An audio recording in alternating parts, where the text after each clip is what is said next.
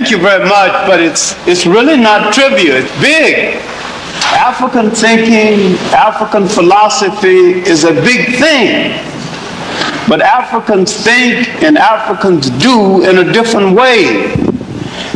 They create art, they create philosophy, they create art more monumental than Michelangelo, and they never sign their name. Because they live in a society that is collective, while the Europeans live in a society that is individual. That is why you are trapped in this society. They live in a we society, and Europeans live in a me society. It's a different kind of concept. The Africans live for the totality, the collectiveness of the whole society. And the Europeans live for the meanness of the individual in the society. This is why every time you see a piece of European art, you see somebody's name under it. And yet the Benin art of Africa is nobody's name. Who created the Benin art? The great art of Egypt, the great river art of the Niger, the art of Nigeria, all this art. This art is as good and sometimes better than the best of Europe. And yet the artist did not even sign his name, because the art was created for the whole people. And when you see the folk philosophy, the folklore, and the folk tales of Africa, all of these things are told and put down, not for individuals, but for an entire people. What I like to quote is an African proverb that says that a man that if you don't know where you're going, any road will take you there.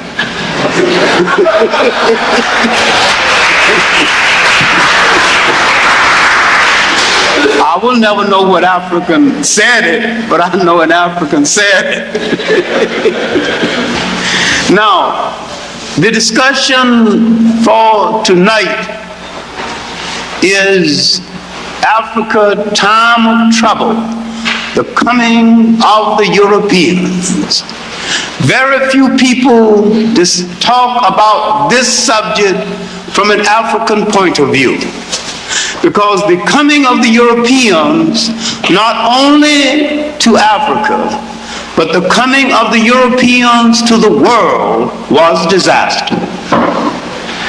And yet, when you read the history books, the assumption is that the coming of the Europeans was the bringing of the light. And yet, everywhere he went in the world, he put out the light. He brought no civilization to anybody, anywhere, any place in the world.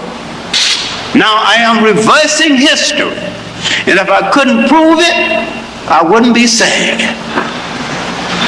First place, you have to deal with something in one of the great myths in human history, and that is the myth of the invader as civilizer and conqueror.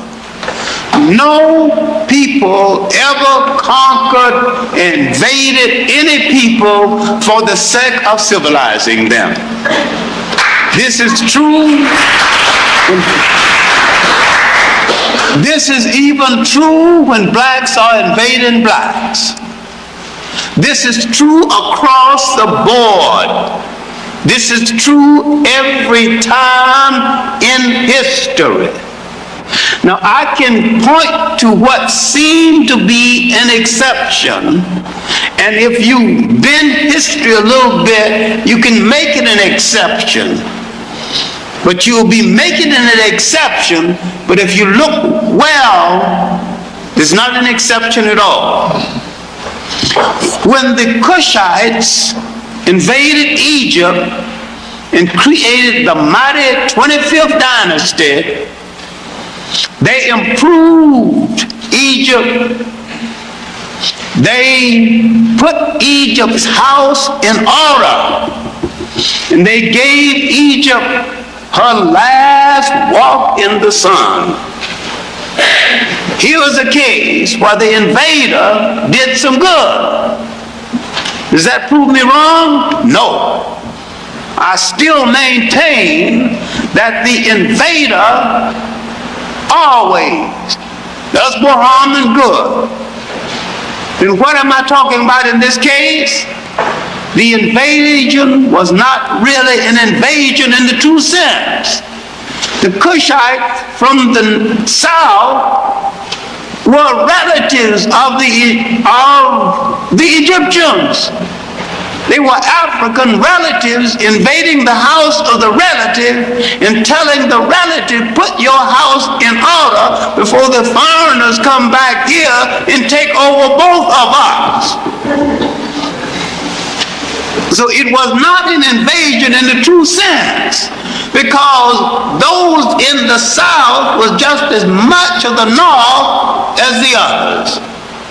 And when they invaded, the question of the three great generals that invaded Castor, Pianki, Tahaka was, are you obeying the old religion? Are you true to the great religions of the river? And they asked them, are you obeying the laws and the moral laws laid down by the last great goddess of the Nile Valley, the woman goddess Maya? Are you true to her teachings? And when you look today and see all the people hung up called women's lib, these black men, 751 BC, asking other black people, are you obeying the moral laws laid down by a woman? This will blow the white people's mind. Today, talking about women's white equality, when these people want to know whether you obeying a black woman who was a god. And they worry about whether they should elect a white woman as the executive. They're talking about equality. And they were talking about gods. These people are so far behind us, even a bit. Now, when you analyze what I'm talking about, I've showed you an exception, but when you analyze it, it wasn't an invasion at all. Just one relative trying to put another relative's house in order. Because it wasn't an invasion at all, because the south and the north was one and the same. I can show you another example outside of Egypt.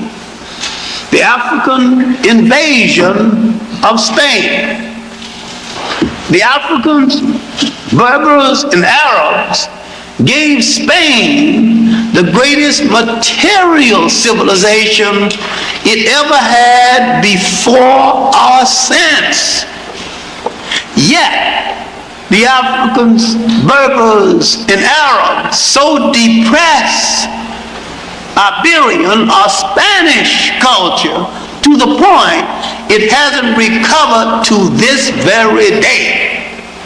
If you go to Spain right now, when they point to some achievement, it is some achievement the Moors left behind. They still hadn't recovered. I say every invader depresses the culture of a people and takes more away ultimately than they gave. I'm talking about the Europeans coming to the world, doing the whole world more harm than good. And if he say he is the bringer of the light, he is a liar and a hypocrite, because he brought no light, he put out the light. And that he is in a position right now of losing the world, and each time he called an age, his golden age, is that age when he has somebody else to exploit outside of Europe.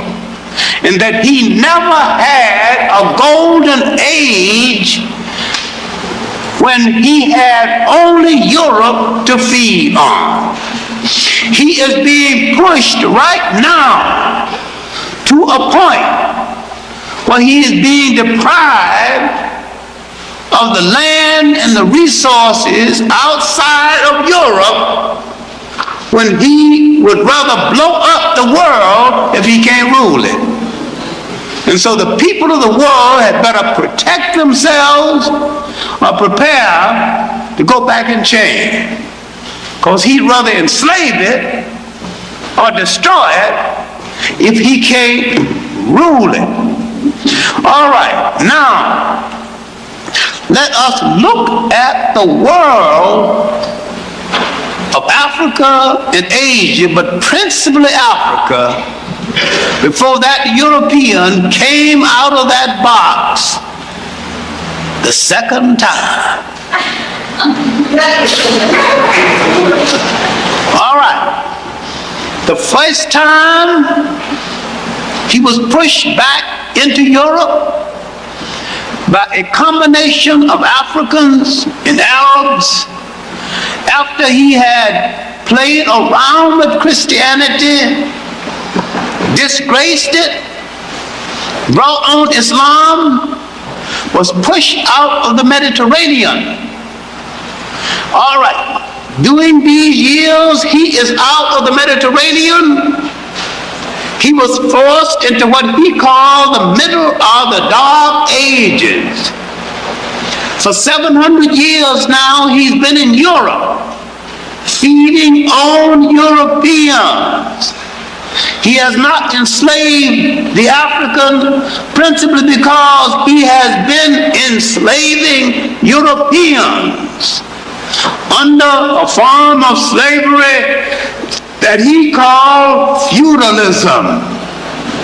Strong Europeans have taken the land and enslaved other Europeans to work the land. The biggest landowner in Europe is the church. The church has the exploitation of the people under the guise of divine right of the church. And the church has calmed down the people. Talking about the Catholic Church, it's the only church they recognized at that time. That the people are going to get theirs in the hereafter. The people are so burdened with taxation, and that the people are about to explode. Now, to get more funds to build the cathedrals and to support the top-heavy ministry, the gold lace robes of the priests and the bishops, they are selling compensations to the people. Then they have to look around for different ways to make money from the people. And so now they have something laying in wait they haven't exploited, something called purgatory. So they began to exploit the concept of purgatory. So, all right. Grandma died. The poor soul didn't get to heaven. She stopped in purgatory. For so much money and so many prayers, we will pray her from purgatory into heaven.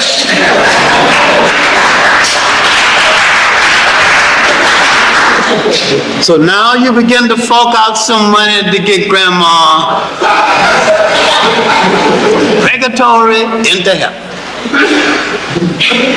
That's another way of milking the people. So in the midst of this, they got quite a bit of money that way. Then they begin to sell compensations and favors, and tassels. The more tassels you got, the closer you are to God. And the church fakers began to, you're selling all kind of forgiveness toys. And in the midst of all of this, the people began to grumble. They've got nothing left. The church is bleeding them dry. The people are about to explode against the church. Then something came, save the church in the nick of time. A beatnik, religious wanderer, Peter the Hermit, had gone to the Holy Land and discovered something. A puritanical Arab or Persian, he said he was a Persian, so if he says he's a Persian, we never argue that point. Saladin had barred the Christian pilgrimage from going to the Holy Land to see the Holy Grail and the holy places. He spread the news across Europe. How dare this infidel keep us from the holy places to see the ornamentations, the chalice, and all of the things that touched by our Lord, including the very shawl that he died in. He spread the news across Europe. We must go and rescue the Holy Grail. Wasn't lost anyway, but be that as it may. So the Pope sees the idea. Now he can take the people's attention off of revolt.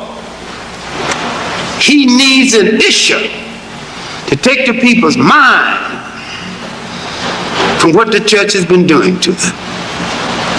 Now, you think because of your books that the Crusade has something to do with holiness, something to do with religion. Well, I hate to disappoint you, but the Crusade was a political thing to save the church from the wrath of the people.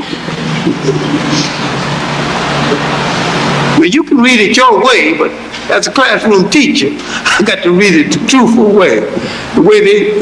All right. Now, Peter the Hermit, and with the Pope's endorsement, people began to gather for the first crusade. People began to march. And as they began to march to gather food, gather people, to go across Europe, rescue the Holy Grail, rescue the ornamentations from the infidels, people forgot their grievances. And as they began to march across Europe, they could go to a farm and not only take the farmer's products, take the farmer's daughter in the name of God. What the woman over 10 say? Take the lady too. What an unviolated woman in rouge. They could do everything. They said, in the name of God. Come on. In the name of God, give it up.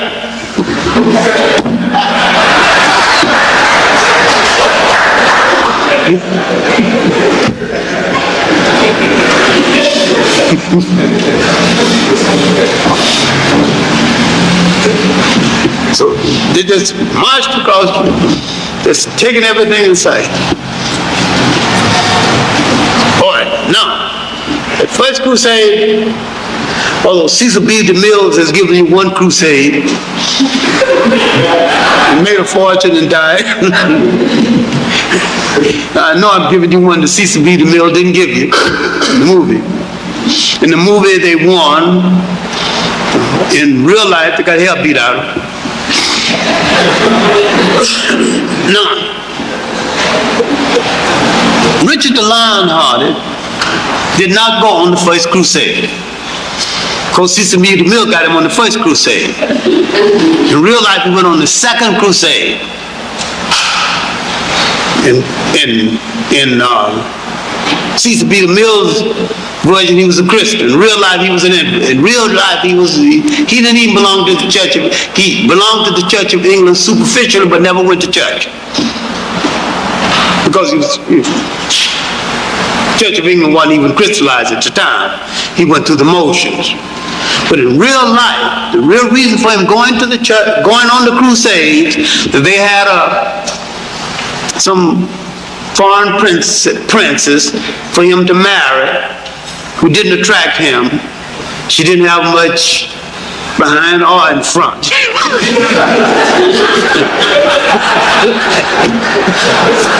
Flat both ways. So he wanted to get out of that marriage. I guess the best way for him to put some space between him and the lady. He decided he wanted to go. So I don't know what made him so lion-hearted, he couldn't stand up. So he got out of England to get out of that marriage. So he was going as long as he could. As they moved across Europe. But fortunately, his crusade happened to be one of the larger crusades. And they had a moderate success on the crusades. But another thing that happened on the crusades, some of the common people went on the crusades, and as they met defeat, the common people saw something. They gave them courage. They saw the lords being defeated, begging the infidel Turks and the infidel Arabs for mercy. They understood that these were human beings, not gods. When these men would get back to their respective countries, they would let this be known. And so they would now demand some basic human rights and some basic decency for themselves, will not be kicked around like dogs, because they were treated worse than dogs when they left. Now, while the old lords were away during the Crusades, the young lords gave up a privilege that the old lords were trying to hold on to, and that is the right of first night.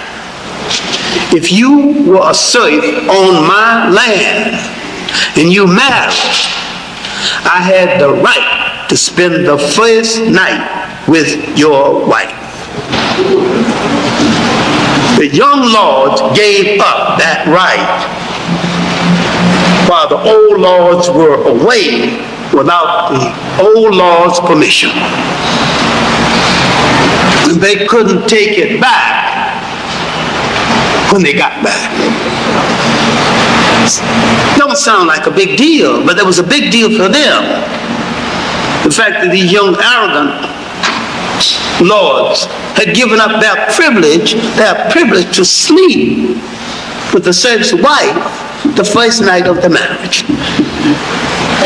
So now this is a major reform in the living conditions of the serf. These were white slaves to whites. What I'm trying to show you is that the 300-year making of the mentality of the European that ultimately going to go into the enslavement of the blacks. But the blacks failed to understand is that the European mentality that enslaved us, that is still intact, was a long time in the making. Once it was crystallized, it was there to stay. And I call this the evil genius of Europe. And you've got to understand that mentality.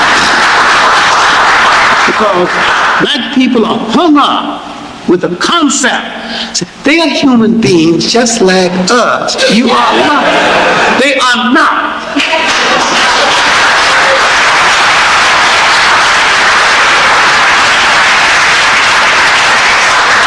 They are human beings shaped by a condition of history. And you are human beings shaped by a condition of history. And you are shaped by an environmental condition and by a cultural condition.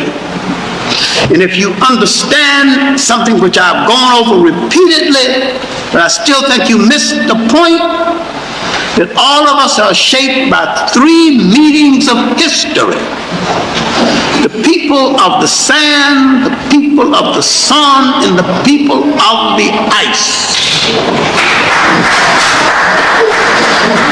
The Europeans are still the people of the ice to this day. The Africans are still the people of the sun to this day. The Arabs are still the people of the sand to this day. And each one of us act according to the environment that produced us. And you still act with the sentiment and the beautiful humanity that came out of that sun.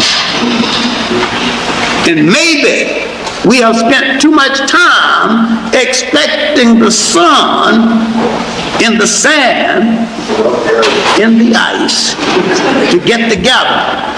We should let each one fall in its respective place and stay there.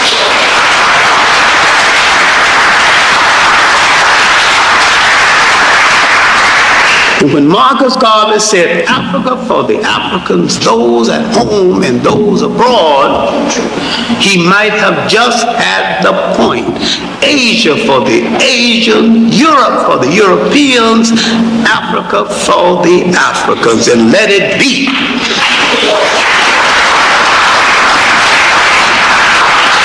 Now, there was a time when each emperor with enough power who wanted to impress the Pope found his own crusades. But this petered out until a group of children in Europe decided that if the adults have failed, we will go and rescue the Holy Grail. We will go across Europe and do what they failed to do. And this is the last and the most tragic of all of the Crusades, the Children's Crusade. The most tragic crusade in history. 250,000 children, maybe a little more, marched across Europe. These kids were sincere, dedicated Christian children, marched across Europe saying that they would go and rescue the Christian ornamentations in the holy places. Adults integrated themselves with the kids ostensibly to help them. But half of them froze to death, died of hunger. And when they got to the warm waters of the Mediterranean in the spring, they discovered that the adults came in to help them were really slave traders who sold the rest to the infidel Arabs that they were supposed to be fighting. One of the tragic events in human history. Now, if the African understood that event, if the Africans had insight and understood what the Europeans were doing to the Europeans, he could have saved himself from the slave trade. So if these people would do that to their children, there's nothing for me to expect. And when the European hit his shore, he'd have killed them on sight. That'd have been the end of that. He wasn't alerted to it. He was still hung up with the fact that if I have humanity, somebody else come, I'll treat him like he's a human being because I'm a human being. He invited him for dinner. Treat him like a guest. He ended up being a slave. That same kind of sentiment is still among African people to this very day. Still that naivete about the gas. The Aztecs in Mexico did the same thing with Cortez, and he took over Mexico. Less than 2,000 men took over all Mexico. Came as the guest, stayed as the conqueror. We non-Western people never learned. Hadn't learned to this very day. All right, now, Europe is awakening from the Middle Ages and from the Dark Ages. The Africans are still ruling Spain, they still block Europe from the Mediterranean, and yet the storm is gathering in Spain between two sets of Africans. And this storm is gathering because the Muslims are beginning to fight among themselves. Portugal frees herself from the domination of the Africans in 1240 because the Africans were the military arm of Spain from 711 to 1240, because around 1000 the Almoravides under Ibn bin Tishban enters the scene. Mostly Africans, sprinkling of Arabs.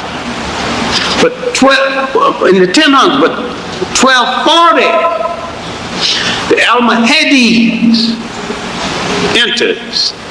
Now you have two competing military groups for the Mediterranean in Spain. In the 1400s, they began to argue among themselves. The Almoravides are puritanical Muslims. The Almoravides are mixed with the second Arab invaders who came in from Arabia in the 1000s. They don't care too much about Islam. They're pretending Islam. That was the dumping ground, the waste matter of the Arab world. They're freebooters, marauders, and nobodies. They're coming looking for what they could get. Now, the argument is over customs of Islam. That group goes into Spain and violates all the basic rules of the faith.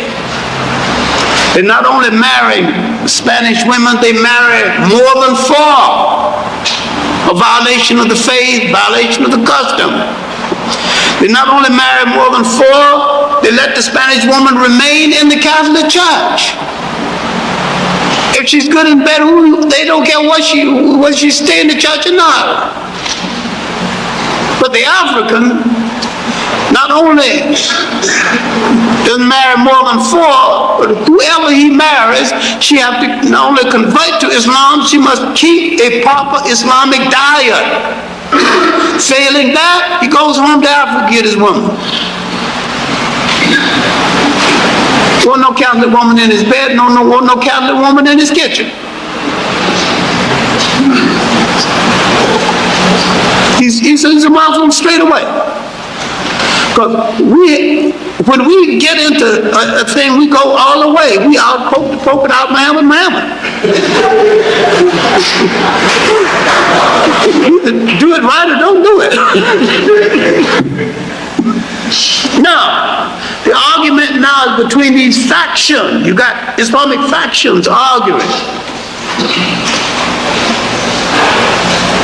Now, about 1450, this argument is getting heated to the point where one half of Spain, under the Castilians, have freed themselves from the domination.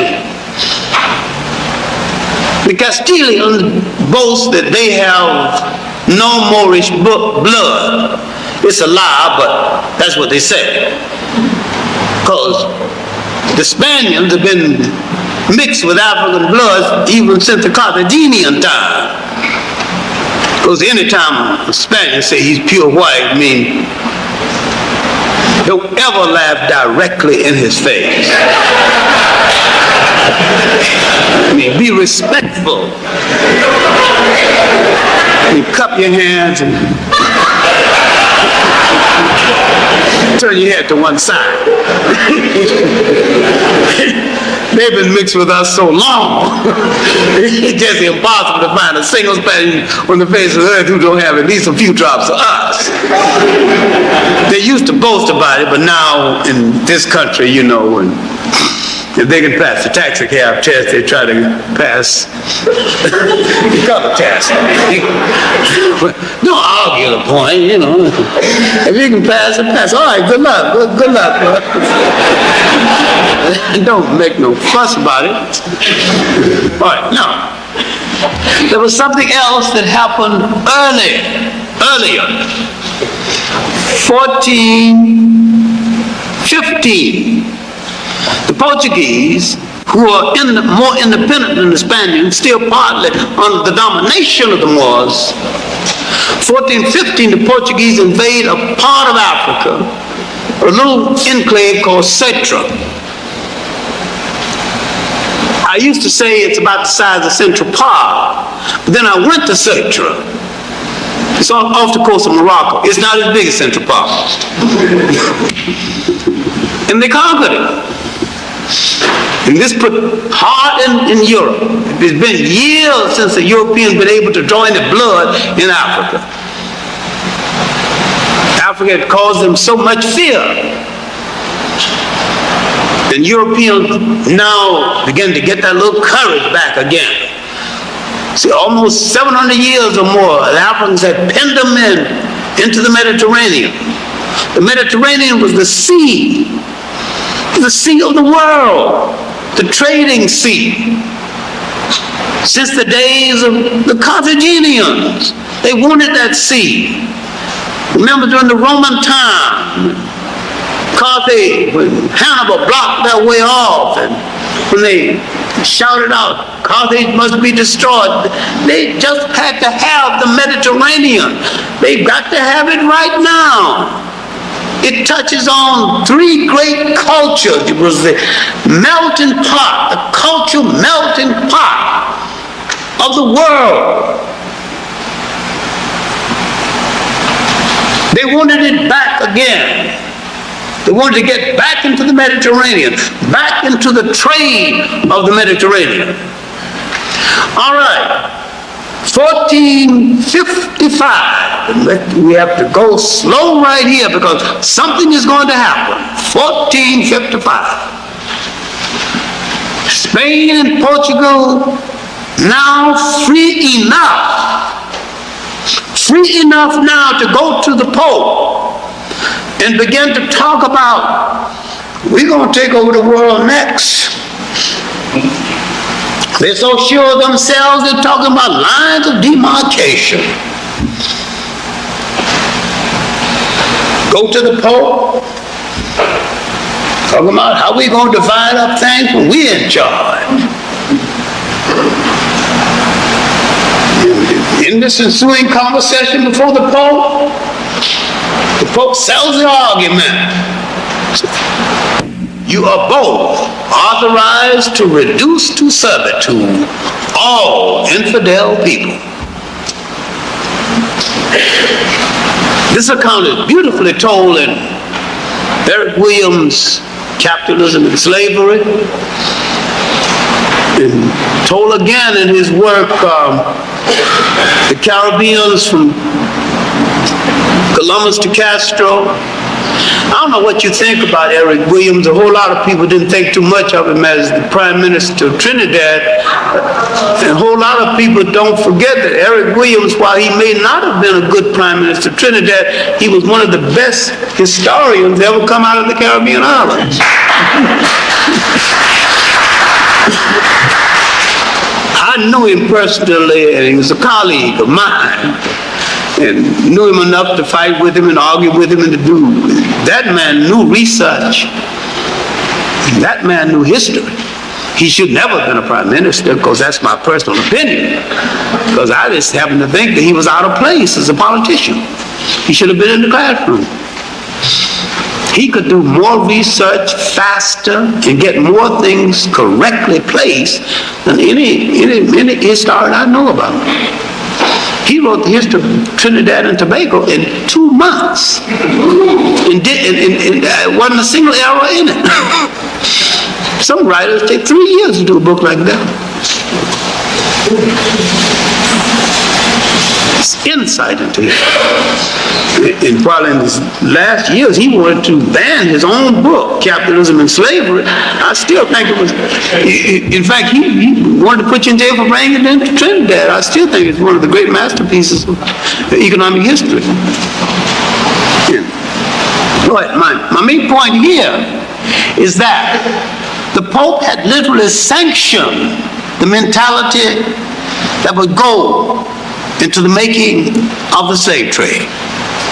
Now, as we move further, something else is going to happen. These are unnoticed events in history.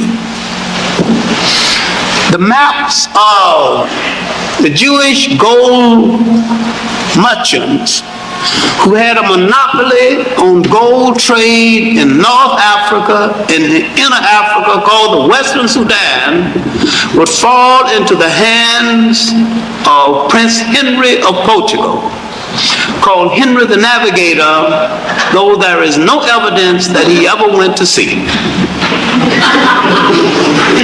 He would open a school for chart making and map making.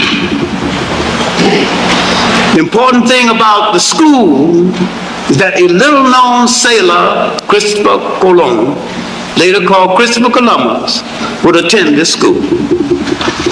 More about him later. All right, now Europe is learning longitude and latitude. Europe has forgotten how to handle ships. The school at Salamanca, run by Africans and Arabs, had began to translate this information from Spain, in Spain, translate this information from the leading maritime nation of that day, which is China. Now, taking the material from China, Europe is going back at sea, but Europe is learning something else. Europe is learning intellectual history, also preserved at Salamanca. Europe has forgotten its own masters. It's forgotten its philosophers, Aristotle and Plato and all of this has been forgotten. Europe is learning again its own intellectual heritage. Europe will learn this, and Europe will turn on the very people that preserved it for them and say that the people who preserved it for them have no culture, and will keep up that lie to this very day.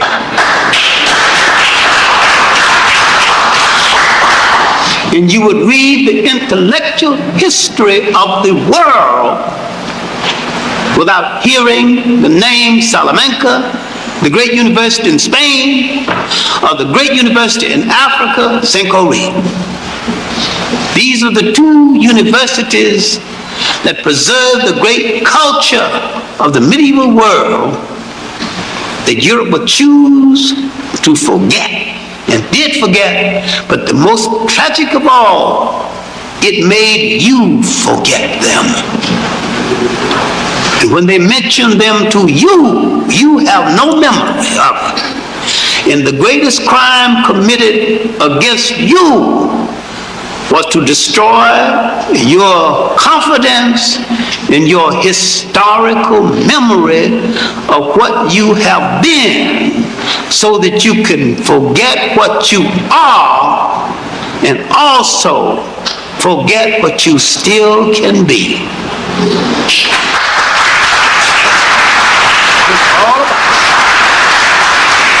That's what it's all about. And this is why the European is referred to as the evil genius.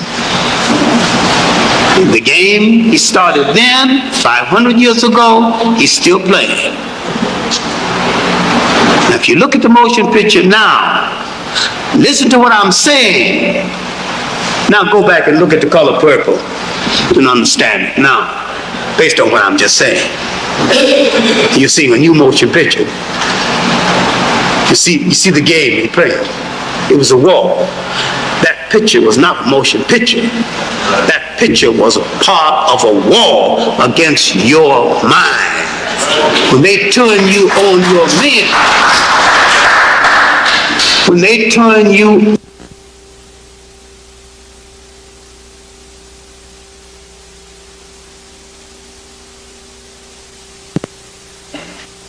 they don't want you to be anything with them.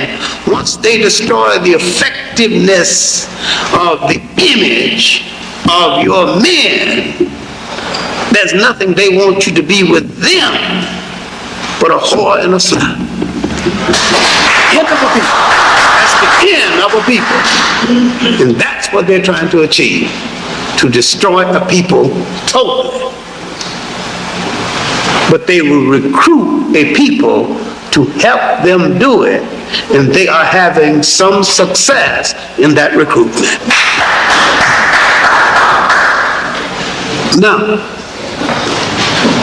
Henry the Navigator's school is training Europe to move back at sea. Now we will have to deal with another neglected date in history. Not 1492, 1482. 1482, Europeans came again along the coast of Ghana under the leadership of Diaz-Arara, Portuguese. They wanted now to establish permanent fortifications. In the establishment of permanent fortifications, King Asa of Ghana tried to discourage them. He understood what was happening. And his famous speech is in a number of books, especially W.W. Claridge's 2-volume work, A History of the Gold Coast and Ashanti. It's again in J.C. de Graaf Johnson's African Glory. It's in a number of books. When he came along the coast, literally demanding to build permanent fortifications in Ghana, he discouraged it. He said that formerly you have come among us complaining about the weather, saying that we had no conditions under which you could live. Now you come in splendid attire. Now they will come all dressed up and saying they were sent by the gods. Now they're saying that they're coming to rule now. They want permanent fortifications. And what did they want to build? Elmina Castle, the largest slave fortress in all Africa. I was there this summer. Elmina, the mine. They want the gold, they want the yellow gold, and they want the black gold. Slaves. And while he tried to discourage them, he wanted to engage in legitimate trade as before. He said, in that way, if we see each other infrequently, we can preserve our friendship. They wasn't buying it. When he wouldn't buy the Bible story, they forced their way in, offshore, 500 troops. And in this, among these troops and sailors, a little known soldier, little known sailor, Christopher Colon. Later known, Christopher Columbus. Read Columbus's diary, and he says, as man and boy, I sailed up and down the Guinea coast for 23 years. What was Christopher Columbus doing up and down the Guinea coast for 23 years? He was in the early Portuguese slave trade. This man might be one of the biggest fakers and one of the biggest con men in history. Why didn't he go to the East Indies with Isabella's money and Isabella's endorsement? Why did he go to the West Indies in the first place? What did he know about going to the West Indies? What did he learn about the West Indies? He learned from African sailors who had already gone to the West Indies. Then that's proof that African sailors had already gone to the West Indies. They told him how to pick up a sea current. You pick up a sea current someplace along the coast, it would take you straight to the West Indies. You have to wait 6 months, it reverses itself and bring you back. That's why ships were wrecked off the coast of Portugal on his way home. He may well have double-crossed Isabella.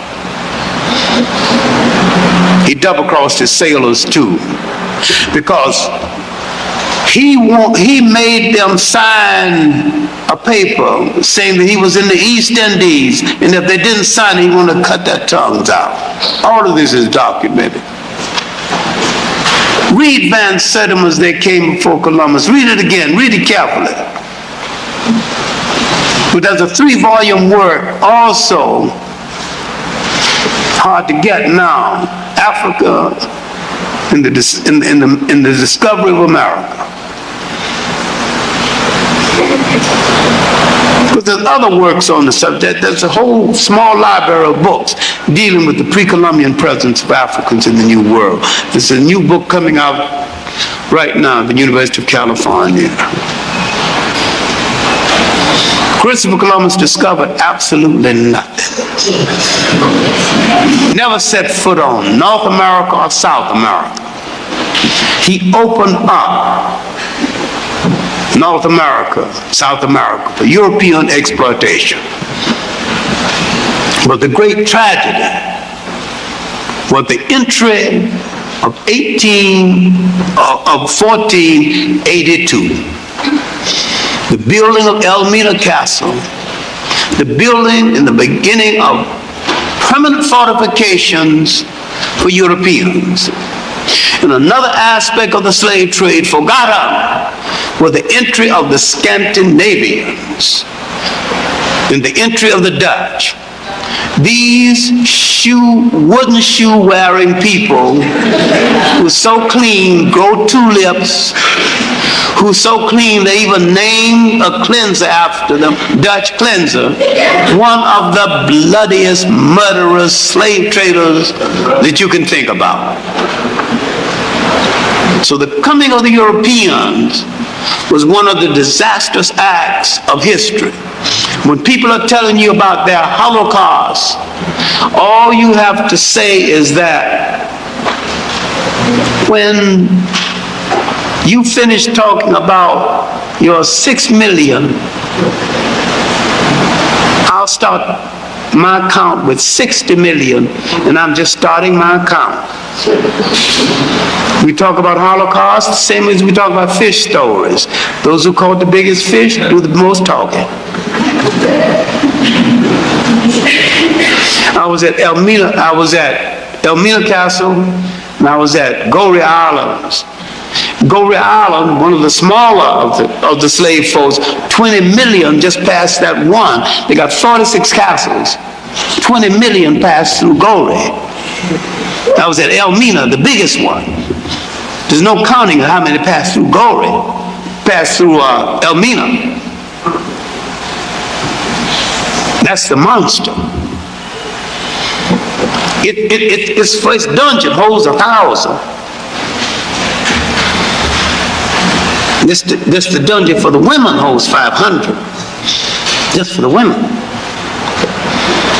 And one compartment for the virgin girls, for the ship's captains and the governors to pick their choice which one they want to read that night. That holds 250. So the coming of the Europeans, one of the great tragedies then in the history of the whole world. Now the economy of Africa is getting the economy of Europe off the ground. Europe now is emerging from the tragedy of the Middle Ages. It's emerging people poor, resource poor, and land poor. It's emerging into the world, and there is nothing for Europe to feed on within Europe. Europe has tried to enslave Europeans. It didn't work. Europeans hasn't got the physical energy to bring it off.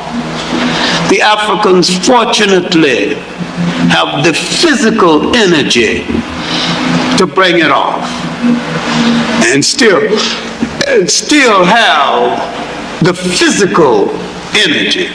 Europeans have treated Europeans so badly that when they try to enslave other Europeans to do the work, the Europeans can't bring it off physically. They cannot last. It does not mean that the Africans did not die wholesale. They did. But you had a reservoir to get more Africans. You just simply go back to the European reservoir. You got another weakling. He didn't have enough strength to hold up under the pressure of this grueling business. And it kept on and on. Nobody spared him, and nobody showed him any mercy. All right. The business was around France, was around England, was around Portugal, and Spain. The British were kept out of the business, not out of any benevolence, because of an argument the British had with the Catholic Church. The French had some difference of opinion with the church and did not enter the business until that holy devil, Cardinal Richelieu, gave France a rationale to get into the business. Then France got into the business. Someone gave Henry VIII's daughter, Queen Elizabeth I, a proposal for England getting into the slave trade, and she rejected it. Then someone showed her how much profit could be made, and she accepted it. Then the lead ship in the British entry into the slave trade was her personal property, the good ship Jesus. That was the name. Now, among the female power brokers of Europe, Elizabeth stands out. But don't forget who she was and what she did. Europe had practically no great outstanding women power broker. And the one they did have was Elizabeth. She knew how to handle power, but in handling it, don't forget what she did to us and how she handled that power and how that power was directed. Finally, once the British broke clear of the Catholic Church, the British no longer had to secure what is called the isientos, literally permission to engage in the trade. Now, the British went into the business with a vengeance. The British, led by Captain Hawkins, moved into the business with a vengeance. And when the British got into the business, it became a business. It was no longer sloppy. They drove the Portuguese out of West Africa. The Portuguese moved down to the Congo, subsequently Angola. And now the British pressured them. The French moved in. The British said, show me the clause in Adam's will that says I'm not entitled to my share of this African gold. And the French said, who gave the Pope right to give away what wasn't his in the first place? Francis of France.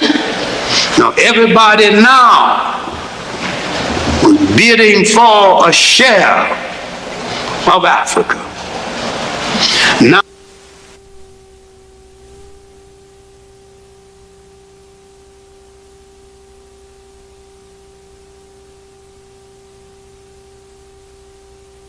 let's look at the Portuguese in the Congo. They came to the Congo ostensibly to establish a partnership. And the Africans, believing them, did establish a partnership. Finally, the Africans who had taken Portuguese names, adopted the religion, Portuguese customs, realized that the Portuguese were trying to change the Congo into a slave colony, turned on the Portuguese and did a remarkable thing, remarkable in African history, remarkable in human history, drove them out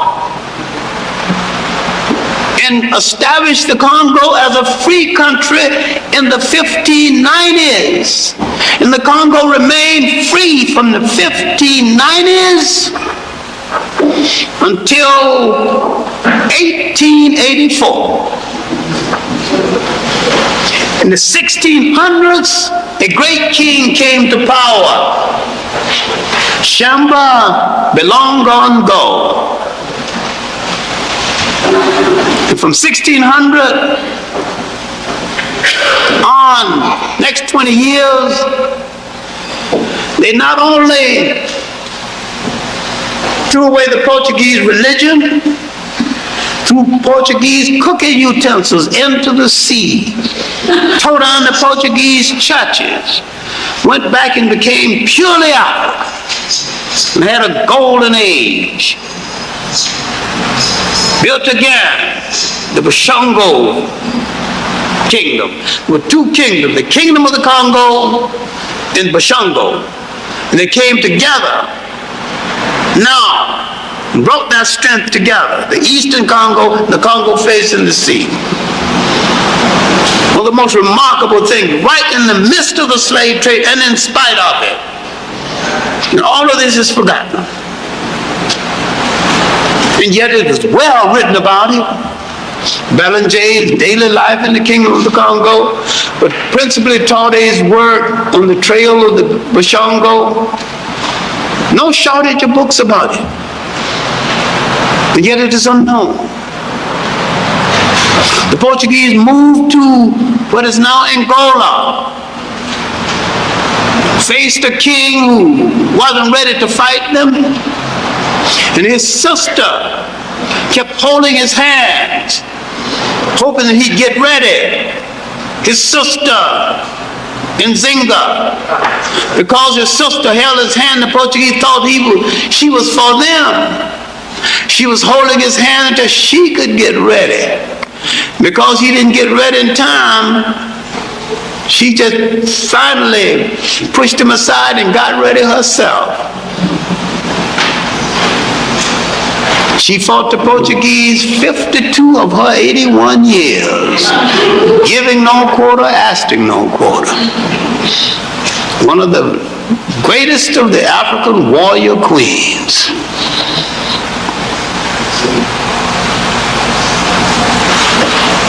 She was from a group called the Jajars.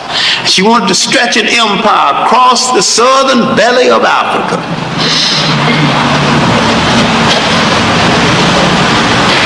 She became a Christian strategically, using it the way they use it. Strategic for her purpose.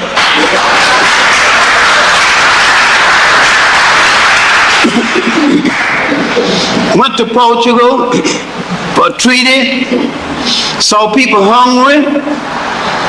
You people don't live on Christianity. All these people doing hungry. What kind of Christians are you? We wouldn't permit this in our country. She peeped their card. She knew they were liars. Then she put one against the other. She bought guns from the Portuguese, and bought guns from the Dutch, and then some from the Finns. She manipulated them. Finally, they tried to force her into a battle. She wasn't ready for it. And again, they killed her sister and threw the mangled body of her sister at the palace door. Near the end of her life, she was forced to fight a battle that she didn't want. It ended up being neither victory or defeat. But this woman kept the Portuguese from the hinterlands of Angola for most of her life and kept the slave trade from spreading into Angola. The last of the great monumental female warriors of this part of Africa. And yet, forgotten in history. But they know her. They know they met a warrior. Always supported by men. She had 3 in her lifetime. I'm glad she had the kind she wanted. She generally married gopher type men who just did what they were told. Didn't threaten her at all.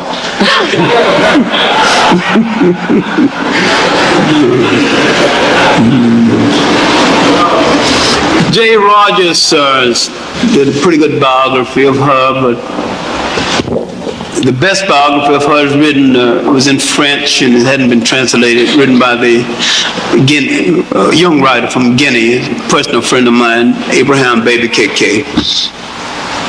But we need to, I did a long article, in essence, about 5-6 years ago. No, about 10 years ago now, I'm 75.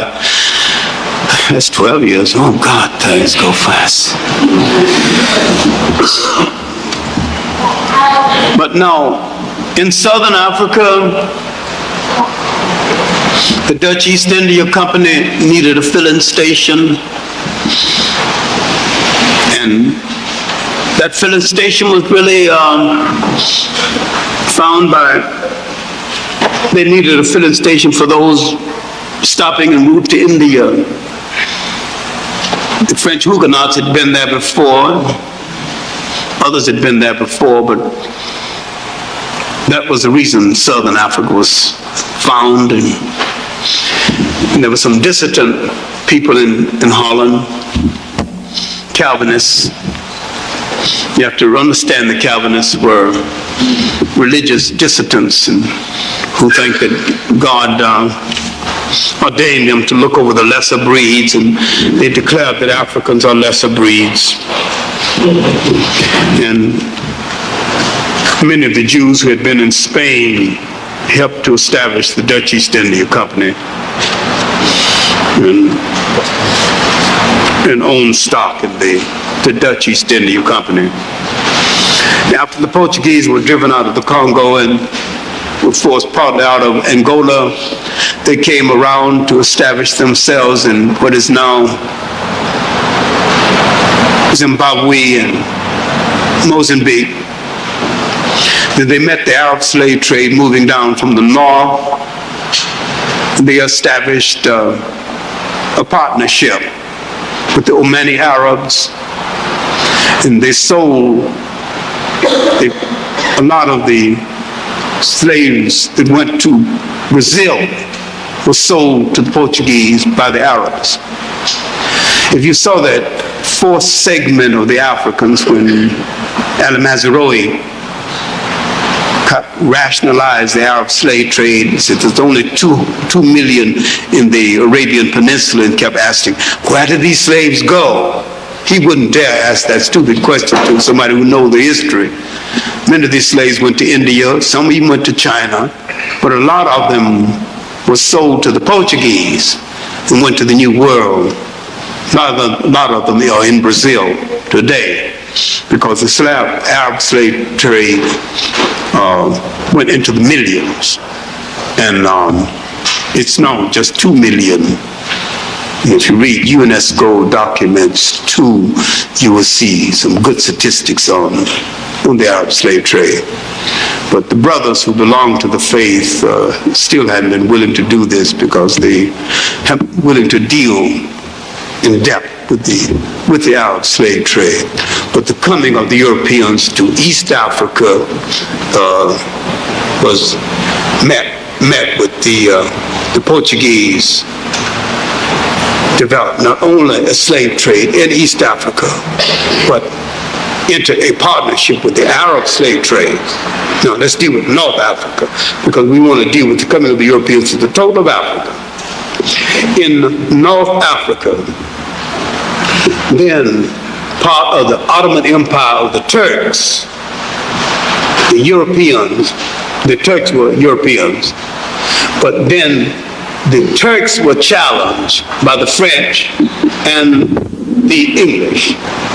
When the Turks were challenged by the French and the English, you see a new kind of colonialism being overlaid by that one kind of colonialism challenging another kind of colonialism. Now you see competition between slave traders and slave traders, and Africans caught in a vice of history, and competition between traders and traders. And the European, especially the British, controlling the business more and more. The absentee European now entering the business. You can now buy ships in the business without seeing the ships. You can buy plantations without seeing the plantations. You have slave stock on the British exchange. You got the birth of Lords of London gambling on the exchange. Then you have the birth of something that's going to change the system. You have the U.S. that's began to make a faster ship. And the U.S. that had been buying slaves from England and partly from the Portuguese The U.S. is now making its own ships and sending its ships directly to Africa. Now a competitor, and a ruthless competitor, has entered the slave trade. And not only a ruthless competitor in the slave trade, but a person that would change the whole system of trading. In the plantation system of the Caribbeans, this system is opening wider because formerly the proving ground for the slave system in the Western world, the Caribbean islands, but the dumping ground for the Portuguese trade was South America, principally Brazil. But Brazil was a resale point for South America, but the resale point for the United States was the Caribbean islands. With the U.S. challenging the British trade, the widening of the gap, in the competition is now becoming a thing, a worldwide system.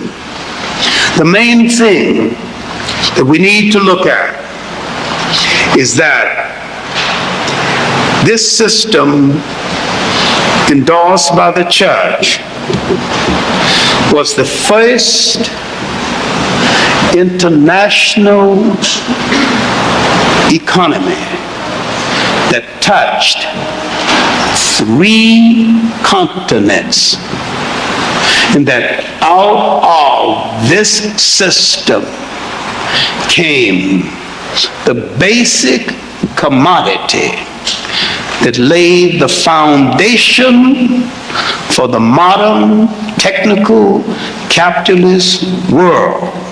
And when you are making claims on the world, when you are making claims for reformation, when you are making claims for what is due you and your children in the world, your claims are too small, for they took away from you and drained away from you all the means that you could have had to have been nation, to have built empires, to have built schools, to have built Harvards, to have built Cambridges, to have built empires, to have built navies, and put you 500 years behind in technology.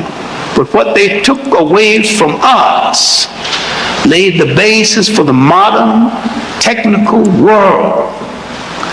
And I remember in Washington a few months ago, some German coming to a meeting came up to me sheepishly, halfway apologetically, and said, other immigrant groups in America pull themselves up by their own bootstraps. Why haven't your race done the same thing? I lost my cool and said, because someone stole our boots, you bigoted SOB.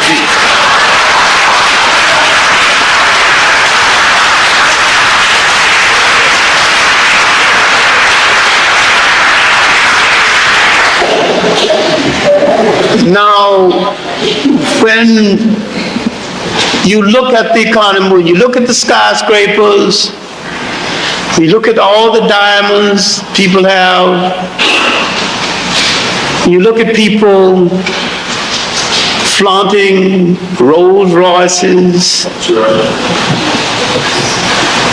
You look at the economy of the Western world, except for the slave trade, it might be there in some form, but it would not be there quite that way, except for what they took from us. And you have to say that it belonged to me once in some way. Our mission for our children is going to have to be to get it all back.